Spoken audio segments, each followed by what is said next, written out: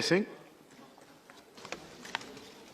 धन्यवाद मानवर, आपने इस महत्वपूर्ण चर्चा में मुझे अपनी बात कहने का अवसर दिया।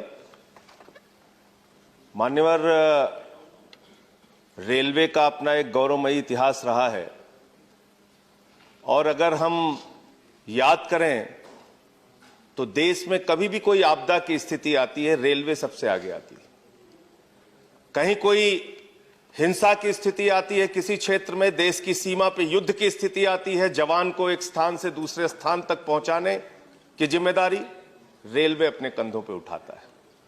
और आज इस अवसर पर जब रेलवे के ऊपर चर्चा हो रही है मान्यवर, मैं याद करना चाहूंगा उस बहादुर कर्मचारी को भी जिसने भोपाल गैस कांड के दौरान रेलवे स्टेशन पर अंतिम सूचना दी, जिससे आने वाली ट्रेनें भोपाल नहीं पहुंच पाई। उसका जीवन चला गया लेकिन उसने लोगों की जान बचाई।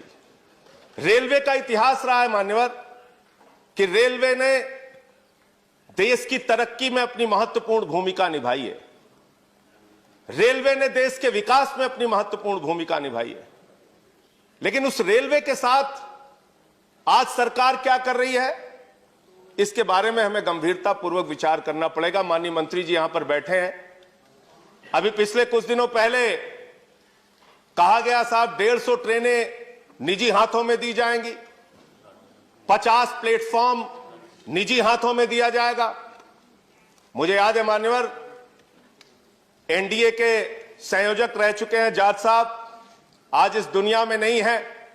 उनको श्रद्धांजलि देना चाहूंगा इस अवसर पर। 74 में उन्होंने बहुत बड़ी हड़ताल की थी और जो 1974 की हड़ताल थी मान्यवर रेलवे की, उस हड़ताल में मांग थी कि 5 लाख कर्मचारियों को पक्का करो। और तब रेलवे के नियमित कर्मचारियों की संख्या थी 15 लाख, ट्रेनों की संख्या थी 11,000। आज ट्रेन हो गई 22,000, कर्मचारियों की संख्या घट के हो गई 13 लाख। 74 से आज कर्मचारी हम नहीं बढ़ा पाए, रोजगार हम नहीं बढ़ा पाए।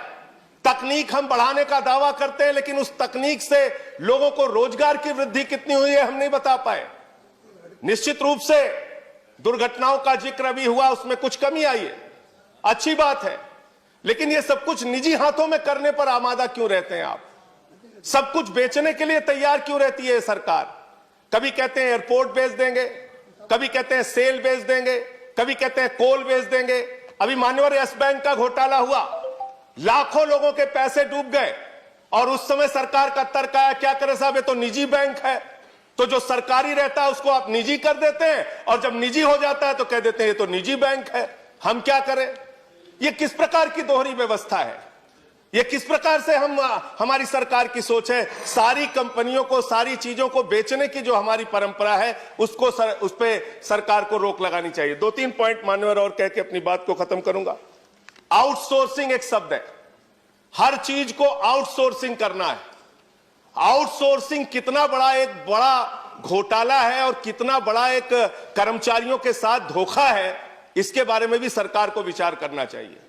ठेके पे आप सब कुछ दे देते हैं, सफाई से लेके सब कुछ आप ठेके पे दे देते हैं और जो कर्मचारी काम करते हैं उन कर्मचारियों से ज्यादा तनख्वाह पे दस्तखत करा के कम तनख्वाह दी जाती है।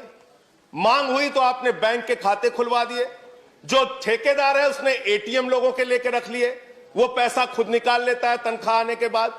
तो मेरा ये कहना है ये एक आउटसोर्सिंग का जो नाम देके सारी चीजों को आप बाहरी व्यवस्था को निजी हाथों में देने का काम करते हैं, वो कर्मचारियों के साथ, ठेका मजदूरों के साथ एक बहुत बड़ा शोषण है। इसके साथ साथ मान्यवर, आप नई ट्रेनें, बस सबको आपने थोड़ा समय दिया, मुझे भी कृपा कीजिए सर।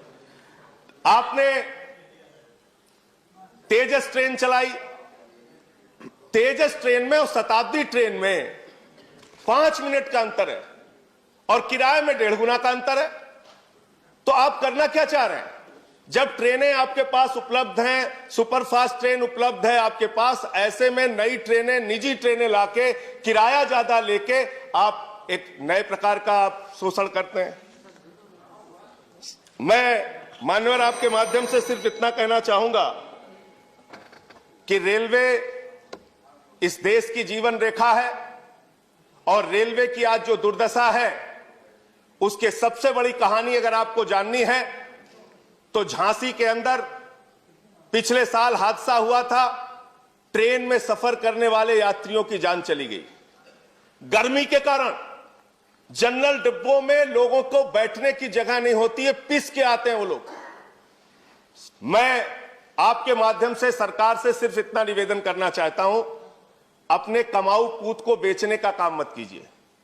आपका अगर कोई लड़का मेधावी है, तेज है, अगर हाई स्कूल में अच्छा नंबर पाया, इंटर में थोड़ा कम नंबर पाया, बीए में थोड़ा अच्छा नंबर पाया, एमए में थोड़ा और कम पाया, तो उसको चौराहे पे आप खड़ा करके नीलाम मत कीजिए। उस व्यवस्था को ठीक करने का काम कीजिए। रेलवे के कर्मचारियों पर भरोसा कीजिए। रेलवे को आगे बढ़ाने के लिए रेलवे कर्मचारियों को साथ में लेके जो सेवा अब तक वो करते आए हैं इस देश की, वो करने का काम कीजिए। रेलवे को हर चीज को निजी हाथों में बेचने की जो आपकी सोच है, उस सोच पर रोक लगाइए। मैं सिर्फ यही कहना चाहता हूं कि अगर आपको ठंड लगी है तो घर का किवाड़ा निकाल के उसको आग में जला के तापने का काम मत कीजिए।